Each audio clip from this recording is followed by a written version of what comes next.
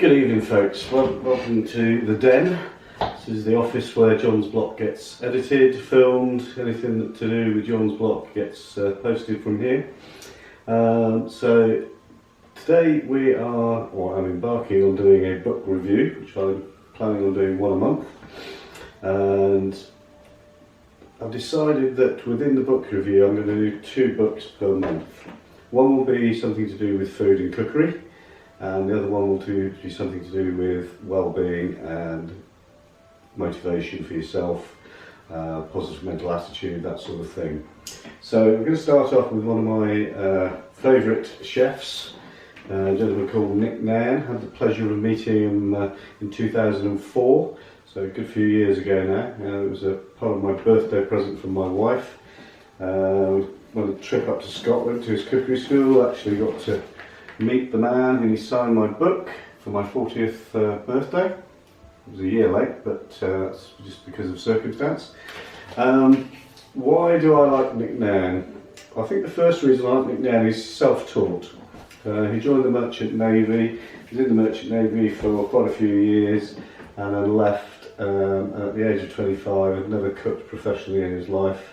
By the age of 27, I believe it was, he had his own restaurant. A couple of years later, he got his first Michelin star. So within 5 years of leaving the Merchant Navy, he'd had a Michelin star. Chefs spend a lifetime trying to get Michelin stars, so respect for him for that. The other thing I like about this book is everything's really, really simple. Everything is on one page, so you have a picture of the dish and what he made it look like, and there's the recipe and how to do it. There's no going over to other pages for it. So it's very brief. If you're somebody that likes extra detail, you can get his extra detail online, which means, you know, I love cooking and I love taking ideas that chefs do, and I like to then develop them into something that suits my style of cooking.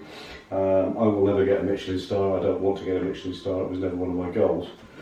I love his food. He promotes Scotland. He's Scottish. He promotes the country he's from.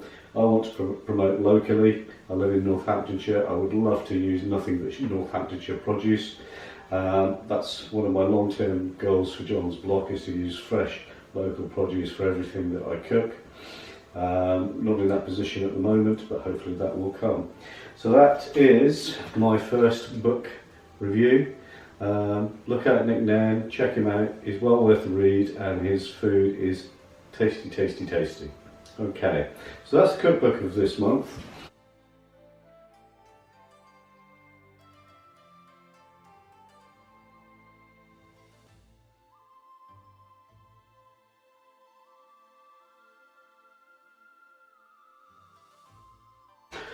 Okay guys, so that's the cookbook done. Second book is by a gentleman called Mandino. Og is short for Augustine Mandino, an American writer. Wrote about 13 or 14 books in total, all based around self-help, self-development.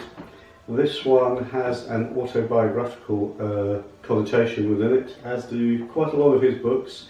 He sort of builds himself into it under the character name and uses life experiences, really, so it's good from that point of view. This one is about a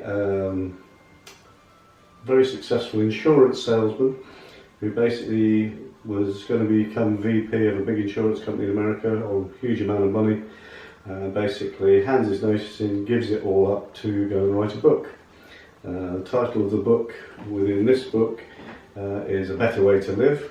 That book then got published by Mandino as his own story, and it's an inspiring read about burning bridges, dealing with failure along the way, because he does fail several times to get his book published, and it's a matter of persistence, driving forward all the time, never giving up, and eventually, as we know, a lot of stories and books, it has a very happy ending. He gets his book published, becomes very wealthy. There are some religious connotations in there. Get past them if you're not of the religious ilk.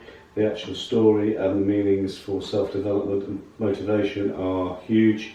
Very good read. I read this book probably once a year and have done since 1992. I like it that much and it just gives me a lift. With regard to the two books, I will stick some pictures on there of these, both back and front, maybe a couple of pictures from Nairn's book on the inside. And yeah, have a read, tell me what you think. I value people's opinions about what things are saying. If again you're the type of person that just wants to watch this and then slag me off, feel free. I will just press delete to anything that comes in that's abusive.